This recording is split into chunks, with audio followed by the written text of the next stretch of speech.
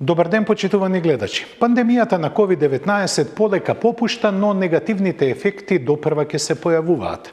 Иако започна производството во повеќето фабрики за автомобили, се сумираат негативните салда добиени од двомесечната пауза.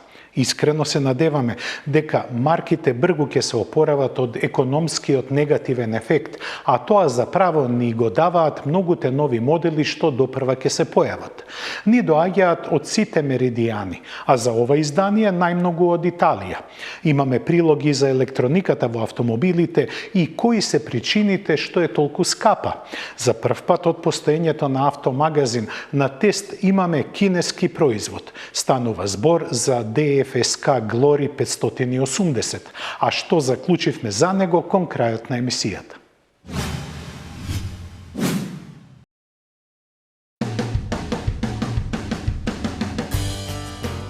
Дојде време италијанците да започнат да се будат од коронасонот, што Алфа Ромео го стори на највозбудливиот начин, представувајќи ги исполираните Giulia и Stelvio Quadrifoglio. Двата најсилни адути на марката сега доаѓаат во благо обновено издание, кои и понатаму ќе предизвикуваат ерупција адреналин со својот 2,9 литарски V6 со 510 конски сили. Тој немаше потреба да се менува за разлика од натрешноста која доби обновени дигитални инструмент табла и централна конзола. И опремата е збогатена посебно кај системите за асистенција на возачот, а врв на се е титаниумскиот издувен систем од Акраповиќ.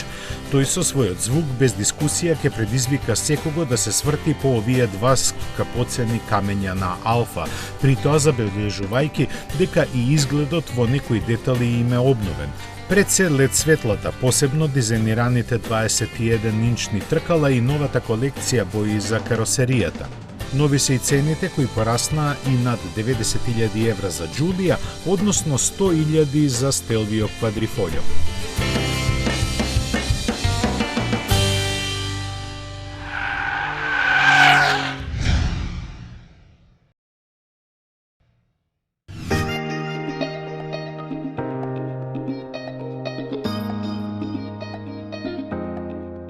Со грдни маки, аналитичарската куќа J2 Dynamics успеа да ги собере податоците за глобалната продажба на нови автомобили во март.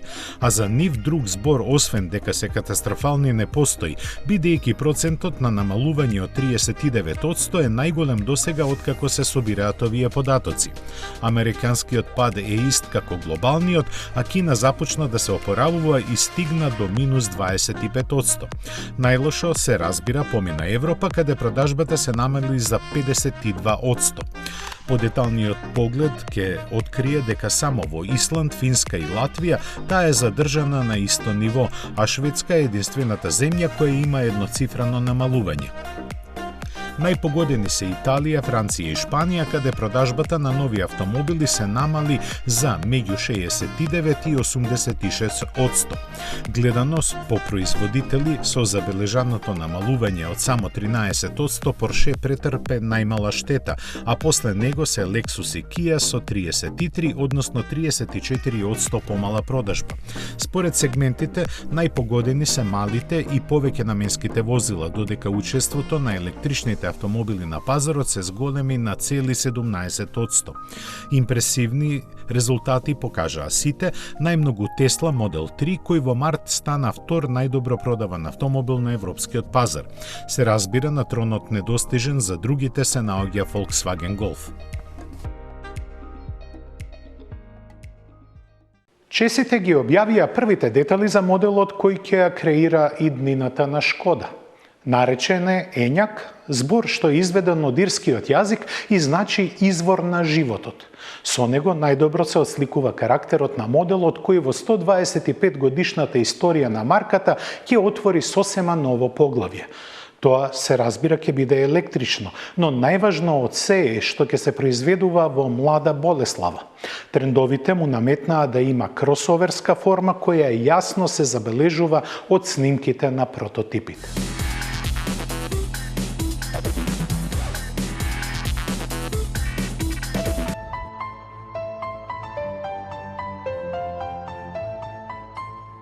Прототипите секогаш се добро замаскирани од повеќе причини, особено поради дизајнерските финеси кои се неизвестни до самиот почеток на производството. Таков е случајот и со Ењак, чиј дел од снимките се гледа дека се направени во Велика Британија.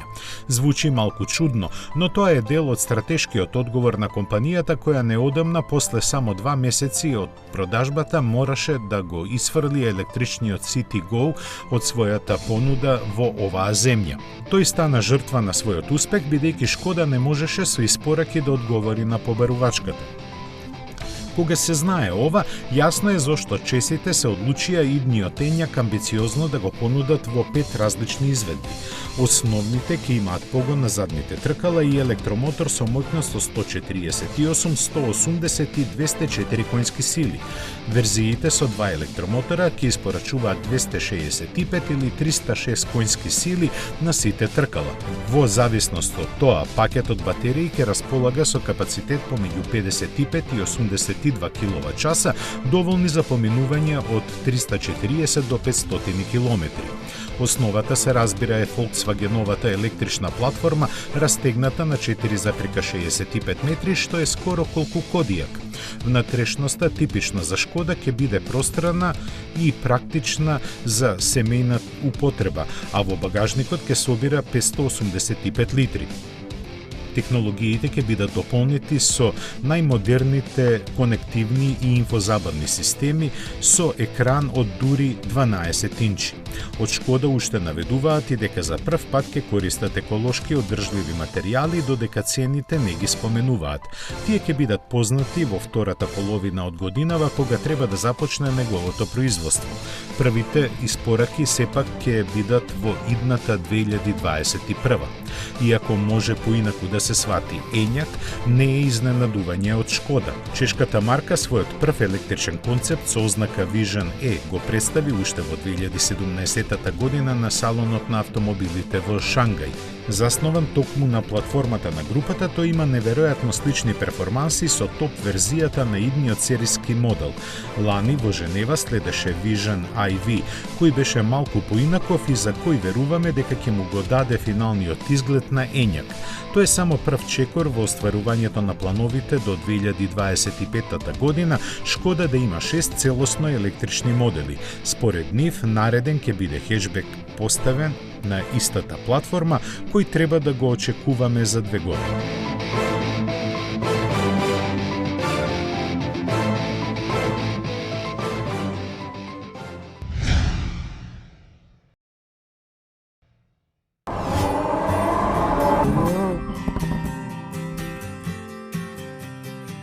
После скоро 2 месеца пауза, Lamborghini повторно започна со производството.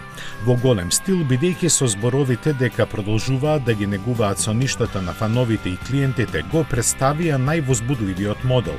Во него нема ништо ново, бидејќи се работи за Huracan во Spider варијанта, но сега со погон само на задните тркала. Иако се чини како технички чекор наназад, токму тоа е она што најсериозно ја заинтригира јавноста. Како и да не би, кога сите негови 610 конски сили трансферирани преку 7-степениот менувач целосно ја гарантираат забавата во возењето. Кога станува збор за вакви изведби, перформансите малку страдаат, но она што возачот може да го извлече не се мери со бројки. Затоа и снимките што ги гледате се исполнети со многу свиоци и сончеви зраци, кои ќе стигнат до внатрешноста за само 17 секунди, колку што му требаат наплатнениот покрив да се отвори. Цената на задоволството за да се доживее тоа изнесува 175.000 евра без даноци.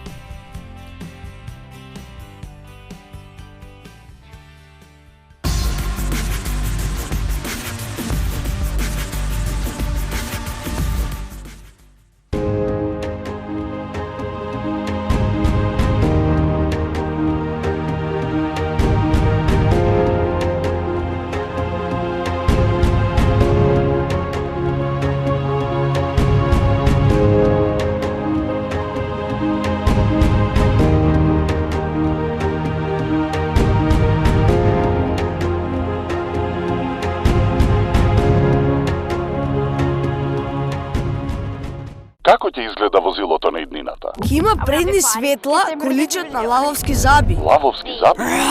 А дали ќе лета? Не, тоа е смешно, ама ќе има 3D инструмент табла со сите потребни информации. Дали можеш да го нацрташ тоа возило? Јас не цртам толку добро, но може нешто како ова.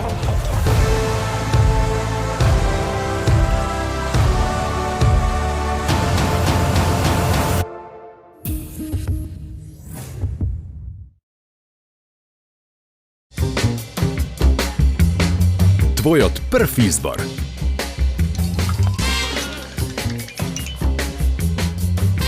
Брилијант. Водечко масло за јадење според потрошувачите во Република Македонија по сите карактеристики.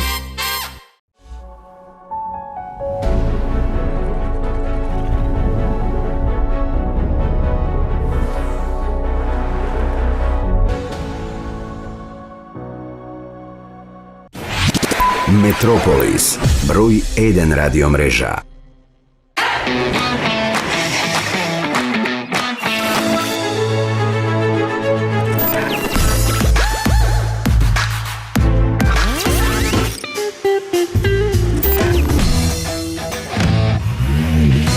Едноставно до нов автомобил. Со Шпарка се лизинг.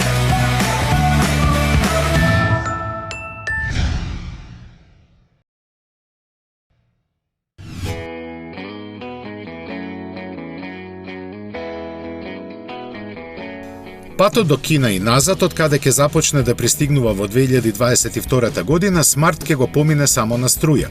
Откако ја најде формулата да го одржи во живот, Daimler ја представи последната самостојно произведена негова верзија. Иако визуелно е унапредена со доста стилски елементи од претходните концепти, задржувајќи го младешкиот шарм, сега изгледа малку позрело и посериозно. Новата маска е поголема и поагресивна, светлата и напред и назад се изменети, а корекциите во кабината еволутивно скромни. Приоритет беше подобрата поврзаност, заради што на ревидираната централна конзола се среќава пристојно голем екран чувствителен на допир. Значајна за типичните купувачи на оваа марка ќе биде и апликацијата која на нивните телефони ќе ја прикажува локацијата на најблиските полночи, состојбата на батериите и преостанатата автономија. А таа, впрочем, како и целата техника, остана непроменета и во зависност од моделот изнесува помеѓу 140 и 160 километри. Тежината од преку 1000 килограми е причина што електромоторот од 82 конски сили до 100 км на час ќе го забрза за неубедливи 11,5 секунди. Брзината му е ограничена на автопатски 130 км на час, а потрошувачката на струја декларирана на околу 16 кWh на 100 км.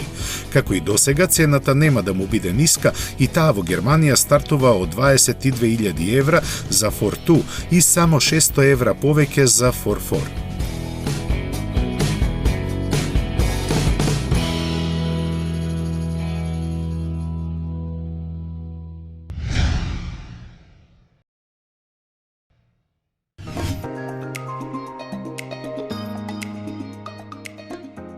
Секој застој на комерцијалните возила скапо чини. За да го намали времето за нивна поправка, а со тоа и да им заштеди пари на своите клиенти, Volkswagen во Велика Британија ги снабди своите сервиси со иновативна технологија. Се работи за слушалки со зголемена реалност, со вградена камера, мал монитор и микрофон. Со нив сервисерот остварува директен контакт со централата каде се праќа сликата од она што тој го гледа. Таму експерти за таа област следат како тој работи и прецизно го насочуваат во поправката на дефекти за кои тој не е стручен. На тој начин, освен што не може да дојде до грешка, времето поминато во сервис доста се скратува. Ова посебно се однесува на комплексните интервенции за кои досега возилото мораше да се транспортира во сервис со специјално обучени кадри за нив. Комерцијалното оделение на Volkswagen во Велика Британија располага со мрежа од 97 сервисни центри оспособени за различни нивоа на интервенции. Според нивната статистика, тие годишно се среќаваат со околу 500 ситуации кои не можат сами да ги решат. Се проценуваат дека со воведувањето на оваа технологија, Volkswagen ќе им заштеди милиони фунти на своите клиенти.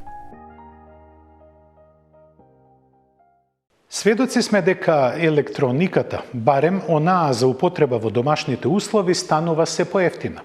Кај автомобилите тој процес е обратно пропорционален и секојдневно, иако масовноста е се поголема, електрониката за нив станува се покомплексна, а со тоа и поскапа. Веднаш потоа ќе се посветиме на екраните осетливи на допир, кои стануваат толку застапени во модерните возила, што без нив како да не се може.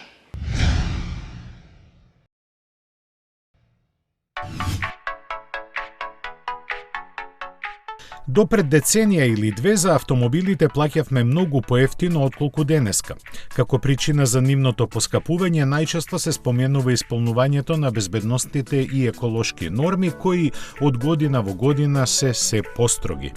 Тоа е вистина, но зад нив всушност се крие електрониката која според една студија од цената на денешните возила зафаќа дури 40%. Најмногу заради фактот што вложувањата во развојот на нивните современи технологии треба бргу да се вратат, за да може да се инвестира во нови. Аналитичарите подсетуваат дека на светско ниво пред 15 години само 1/4 од автомобилите имале повеќе воздушни перници. За такви работи како што се електрично подесуваните седишта или монохроматски ретровизори и да не зборуваме. Но денес ситуацијата е сосема поинаква. Сите нови возила, барем на развиените западни пазари, задолжително мора да имаат системи за контрола на стабилноста. Тоа е законска обврска, но реално тие тешко би можеле да се продадат ниту без многу други работи како што се паркинг сензорите и инфозабавните системи. Но проблемот со цената на возилата не лежи само во производството на нивните компоненти кои најчесто доаѓаат од Кина и не чинат многу. Вистинскиот трошок е да се плати скапиот развој на софтверот што ја контролира електрониката. За тој да се доведе до оптимално ниво требаат многу работни часови на информатичарите и макотрпни и долготрајни тестирања во реални услови, посебно за софистицираните системи како што се адаптибилните темпомати, деактивирањето на цилиндрите на моторот и се друго што треба да работи во позадина и за што возачот воопшто и не треба да биде свесен. Токму тоа, според споменатата студија, го има покачено учеството на електрониката во цената на возилата на ниво кое 2 децении беше двојно помалку. Јасно, со оглед на напливот на трендовските технологии како што се автономните способности, овој процент во иднина ќе се зголемува.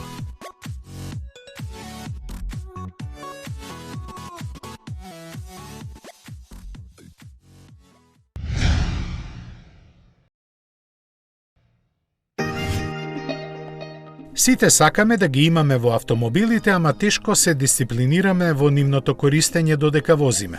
Заради тоа, со трендот екраните чувствителни на допир да ги заменуваат копчињата во автомобилите, сериозно се намалува безбедноста во сообраќајот. Колку точно покаже истражувањето на британскиот невладен институт на напредни автомобилисти. Според нивната студија, пијаните и дрогираните возичи во сообраќајот имаат побрзи реакции од оние кои ги користат мултимедиските системи додека возат. Направени се неколку серии тестови од кои се следеше вниманието на возачот во 3 ситуации, кога тој беше концентриран на возењето, потоа при користење гласовни команди и третата во која возачот чепка по екранот чувствителен на допир. Првата покажа дека на просечен возач со дозволена количина алкохол реакциите му се забавени за 12%, а ако има конзумирано марихуана за 21%. При користењето гласовни команди пак возачот реагира за 30 до 36% побавно, а кога вниманието му е насочено кон екранот за 53 до 57%. Истражувачите уште открија и дека во вакви случаи возачите не гледаат на патот дури и до 16 секунди, време за кое автомобил со брзина од 110 км на час поминува 500 метри. При тоа забележиле дека тие, иако зборувале, имале проблеми со одржувањето на растојанието и возењето на средината на лентата. За споредба, зборувањето на телефон кога тој се држи во рака го зголемува времето на реагирање за 46, а со hands-free уред за 27%.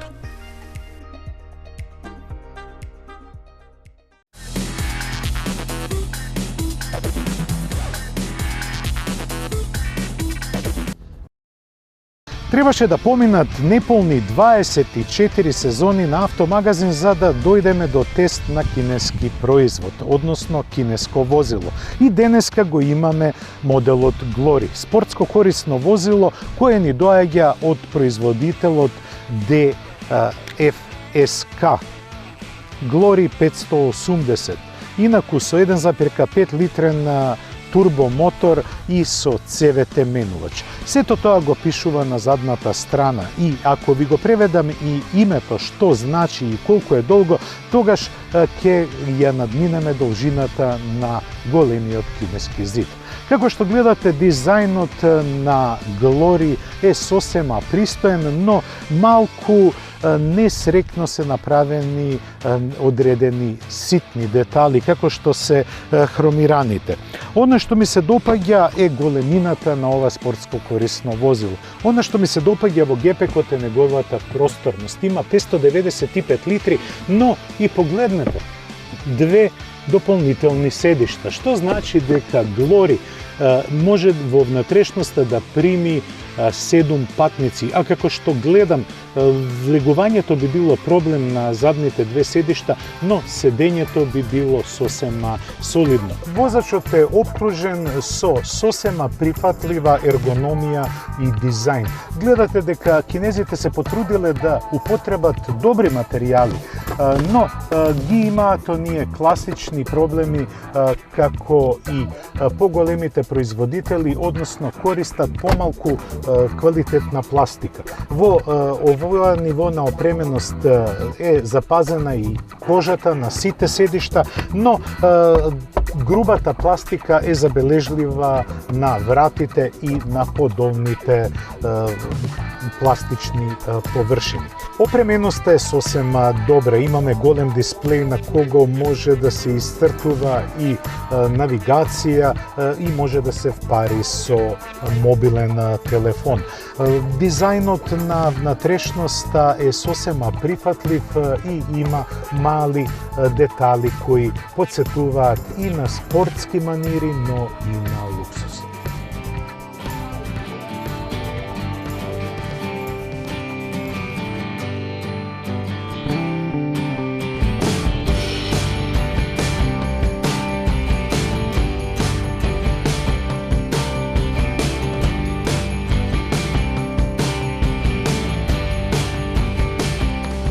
Задоправувачот на DFSK е интересно. Зошто? Затоа што има доволно простор, сосема солидна ергономија која, да бидам искрен, не очекував од еден кинески производ. Но кога ќе тргнете да го возите ова возило, тогаш ви станува јасно зошто кинезите каскаат зад европејците и американците, па и се разбира јапонците. На хартија, кога ја гледате комбинацијата, 1,5 литрен 4-цилиндерски мотор со турбополмеч, 107 киловати, кои се еквивалент на 145 коњски сили и безстепена автоматска трансмисија. Тоа звучи супер, но во реалноста не е така идеално. Зошто? Затоа што менувачот и моторот не се добро избалансирани. Нивната работа е како функционирање на една непринципијална коалиција. Имено, безстепената трансмисија нема така добар алгоритам на работење за да може да излече максимум од 1,5 литарскиот турбомотор. Па, кога се наоѓате на угорници и возите нагоре, се чувствувате како да имате далеку помал и послаб по моќност мотор. Менувачот е доста своеволен, понекогаш бидејќи безстепена трансмисијата, понекогаш го носи моторот во високо поле на вртежи, па одеднаш му паѓаат вртежите, па повторно се враќаат високите вртежи, што ви дава едно чувство на неконтинуираност, но далеку од тоа дека тоа чувство е негативно. Едноставно ви треба време да се навикнете. Подпирањето за вака високо возило многу добро реагира на свиоци. Не е дека може да им парира на европските и јапонските конкуренти, но сосема стоички се држи спрема предизвиците кои му се наметнуваат. Она што не ми се допаѓа, тоа е неконтинуираноста на работата на моторот и менувачот, но исто така не ми се допаѓа што слушам разни шумови на пластика околу мене. Не се тие нон-стоп, но кога ќе удрите на поголема дупка или возите по подолг нерамен пат, тогаш тоа доаѓа до израз. А инаку, во нормални услови на возење, мене овој модел ме изненади. Не само со просторот кој го има внатре, туку и со пластиките кои се употребени во внатрешноста и нивниот квалитет. Како што реков, DFSK е возило кое ме изненади повеќе пати. Нешто пријатно, нешто непријатно. Но, она што мора да се каже е дека ова ниво на опременост кое го имам на тест е многу добро. Кога ќе ја чуете и цената, тогаш мислам дека и самите ќе пресудите дали ова возило вреди или не вреди за парите. Опременоста е сосема добра.